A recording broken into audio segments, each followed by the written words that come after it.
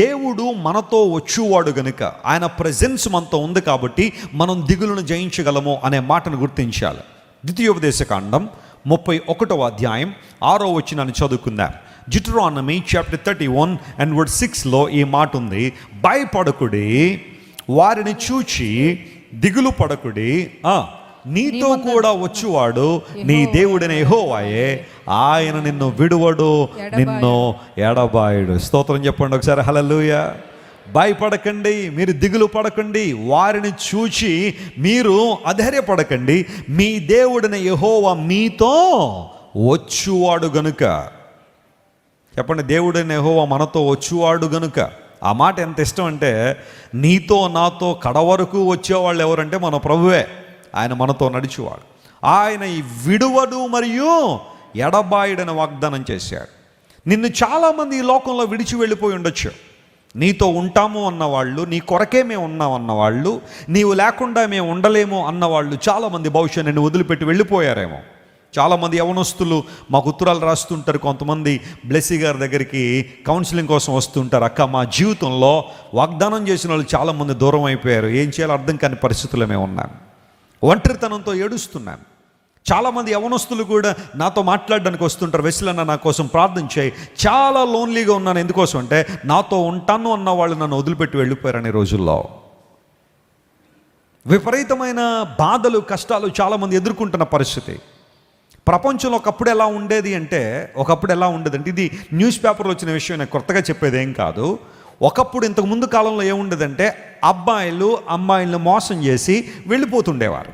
ఇప్పుడు అది రివర్స్ అయింది అంటున్నారు కొంతమంది. ఏమన్నా తెలుసా, అమ్మాయిలే అబ్బాయిలను ఏం చేసేస్తున్నారట, మోసం చేసి వెళ్ళిపోతున్నారట. ఇది అందరూ ఇలా ఉంటారని నేను అంటల్లా, అందరినీ సంయుక్తంగా నేను మాట్లాడడం లేదు, కానీ కొంతమంది ఇలాంటి ఉద్దేశాలతో ఉన్నారని.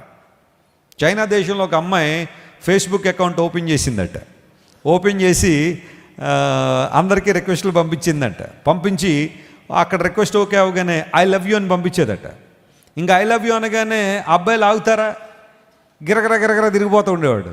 అబ్బా, ఎంతకాలానికి ఎవరో నన్ను ప్రేమిస్తారు అనుకొని ఇంకా అక్కడ నుంచి చాటింగ్ మొదలుపెట్టి అది చాలా లోతుగా ఆ చాటింగ్ వెళ్ళిపోతుండే. ఈ లోపల ఒక సంవత్సరంలో ఫిబ్రవరి 14 వచ్చిందట. World wide Valentine's day celebrate చేస్తారు ఆ రోజు, ప్రేమికుల దినోత్సవం అని. నిజమైన ప్రేమకు అర్థం తెలియకుండానే చాలామంది ప్రేమికుల దినోత్సవాన్ని ఏదో శారీరకంగా జరుపుకునే వాళ్ళు ఉంటారు. నిజమైన ప్రేమకు అర్థం తెలిసిన వాడు చాలా ఉన్నతమైన ఆధ్యాత్మిక వాళ్ళతో ఎదుగుతారు, కానీ శారీరక ఆకర్షణే, వ్యామోహాన్నే ప్రేమ అనుకునే వాళ్ళు చాలామంది. ఈ లోపల ఫిబ్రవరి 14 వస్తున్నప్పుడు ఆమె తను ఇప్పటిదాకా ఎంతమందికి అయితే ఐ లవ్ యూ అని పంపించిందో వాళ్ళందరికీ ఒక మెసేజ్ డ్రాఫ్ట్ చేసి పంపించింది. నీవు నన్ను నిజంగా ఇష్టపడితే నాకు ఒక ఐఫోన్ కొనివ్వాలని అడిగిందంట. ఇంకా వెంటనే ఆ ఆఫర్ రాగానే కుర్రోళ్ళు ఆగారా. ₹1,00,000 ఐఫోన్ అంటే చిన్న విషయమా? యాపిల్ ఫోన్ ఈ రోజుల్లో ₹1,00,000. ఇంకా వెంటనే అందరూ కూడా మార్కెట్కి వెళ్ళడం, వాళ్ళ అమ్మ నాన్న దగ్గర డబ్బులు తీసుకోవడం, ఏదో అవసరం ఉందని చెప్పి ఐఫోన్ కొనేసి ఆ అమ్మాయికి ఇచ్చేశారట. మీకు విషయం తెలుసా, 400 ఫోన్లు కలెక్ట్ చేసిందంట. అలాగా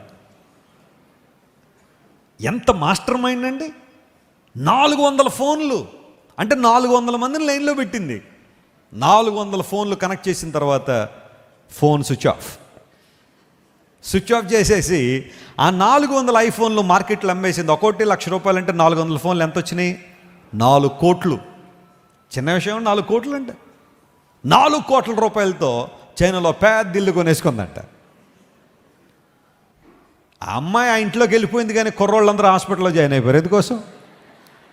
ఓ పక్కన ఫోను పోయింది, రెండో పక్కన ప్రేమికురాలు పోయింది. ఇలాంటి మోసాలు అయితే జరగట్లేదు. బహుశా కొన్ని ప్రాంతాల్లో అమ్మాయిలు మోసం చేయడం చూస్తూనే ఉన్నాను. నీతో ఉంటాను, సదాకాలం నీతో ఉంటాను అని వాగ్దానం చేసిన వాళ్ళు చాలామంది ఈ రోజుల్లో నీ జీవితంలో కనబడటం లేదు. కానీ దేవుడు అలా అంటాడు కాదు, నిన్ను విడవను ఎడబాయనని వాగ్దానం చేసిన దేవుడు. ఆకాశం భూమి అయినా గతించిపోతాయి, కానీ ఆయన మాత్రం నేను విడిచిపెట్టే ప్రసక్తే లేదు. నమ్మిన వారు దేవుని స్తోత్రం చెప్దాం. Hallelujah. He is the Lord who never leave us nor forsake us. ఎప్పుడు మనల్ని విడిచిపెట్టువాడు కాదు. You can feel his presence at any moment in your life. You can feel God's presence wherever you are. నువ్వు ఉన్న స్థలంలోనే, నువ్వు ఉన్న ప్రాంతంలోనే దేవుని యొక్క ప్రభావం అనే శక్తిని నువ్వు స్పష్టంగా అనుభవించగలవు. God is with you. దేవుడు నీతో ఉన్నాడు, సదాకాలము నీతో ఉండువాడు ఆయన. ఎంత గొప్పవాడు ఆయన, ఎంత మహిమ గల దేవుడు ఆయన. 2001 సంవత్సరంలో నేను సింగపూర్ అనే దేశానికి వెళ్ళాను. అప్పటికి ఎంత, నాకు 19 సంవత్సరాల వయసు. ఎక్కడంతోనే ఇంటర్నేషనల్ ఫ్లైట్ ఎక్కేసాను నేను. అప్పటిదాకా ఫ్లైట్ కూడా ఎక్కలా, డొమెస్టిక్ ఫ్లైట్స్ ఏమి ప్రయాణం చేయలే.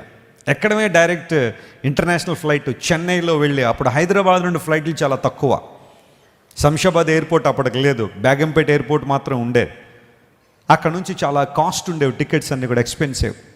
చెన్నై నుండి టికెట్ చాలా తక్కువ ఉండేది కాబట్టి చెన్నై బుక్ చేసిన తర్వాత సర్కార్ ఎక్స్ప్రెస్లో నేను, మా అమ్మగారు, మా నాన్నగారు ముగ్గురం ప్రయాణం చేసుకుని చెన్నై వెళ్ళిన తర్వాత ఎయిర్పోర్ట్లో నన్ను డ్రాప్ చేసి మా తల్లిదండ్రులు వెనక్కి వచ్చేసారు. ఫ్లైట్ ఎక్కిన తర్వాత నేను సింగపూర్లో దిగ్గానే క్రిస్టఫర్ గారు అని ఒక బ్రదర్ సింగపూరియన్, ఆయన నన్ను రిసీవ్ చేసుకున్నారు. కారు ఎక్కించుకుని వాళ్ళ ఇంటికి తీసుకెళ్ళిన తర్వాత పై అంతస్తులో, 3వ అంతస్తులో నాకు ఒక రూమ్ సెట్ చేసి ఇచ్చారు.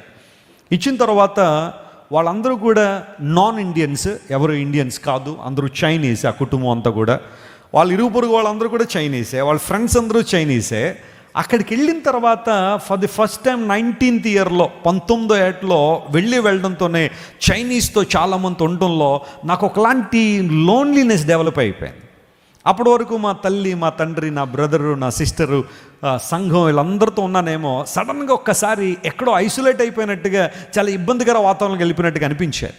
ప్రార్థన చేస్తున్నా, ప్రభువా నేను ఓవర్కమ్ చేయాలి, నేను లోన్లీనెస్ బాగా ఉంది, ఇక్కడ ఎవరు నాకు తెలిసిన వాళ్ళు ఎవరు లేరు, అందరూ పరాయి వాళ్ళగట్టు అనిపిస్తూ ఉంది, లాంగ్వేజ్ డిఫరెంట్, ఫుడ్ డిఫరెంట్. ఆయనకి నేనంటే ఎంత ప్రేమో నేను చెప్పలేను, చాలా ఇష్టం నేనంటే. కానీ ఆ ప్రేమ కొన్నిసార్లు నాకు ఇబ్బంది పెట్టేసింది. ఎందుకోసం అంటే, నేను ఆ ఇంట్లోకి అడుగు పెట్టగానే జాన్ లంచ్ చేద్దాం అన్నారు. లంచ్ అనగానే గవ్వ వెళ్ళి టేబుల్ దగ్గర కూర్చోగానే పెట్టారండి లంచ్. మామూలుగా లేదు అది, అన్నీ ఉడకబెట్టినాయే, కొన్ని పచ్చివి. చికెన్ తింటావన్నారు. చికెన్ ఎందుకు తినండి, బ్రహ్మాండంగా తింటాను అనగానే ఆ చికెన్ అంతా తీయగా ఉంది, పంచదార పాకంలో వేసి ఇచ్చాడు దాన్ని. సరే ఇలాంటి కూరలు నేను తినలేరండి.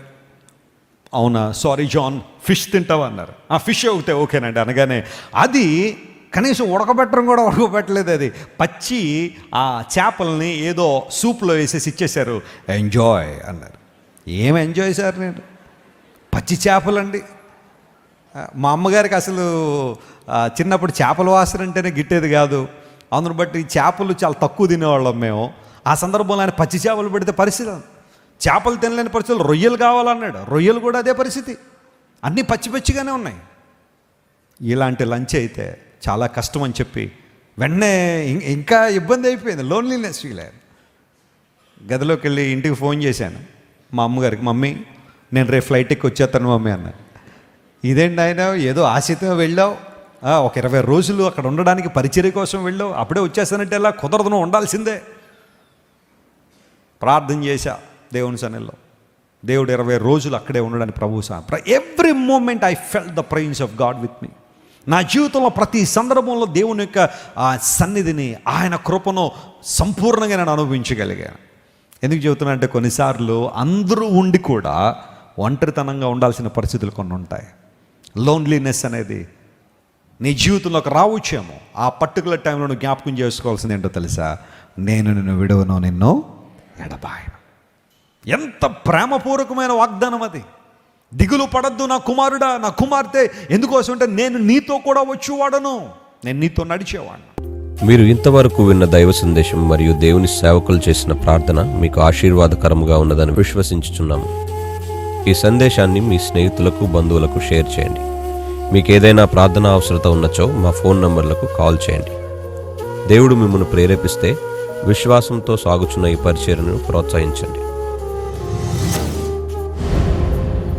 మరిన్ని వర్తమానాలు, పాటలు వినుటకు జాన్ వెస్లీ మినిస్ట్రీస్ అను మా యూట్యూబ్ ఛానల్ను సబ్స్క్రైబ్ చేసుకునండి.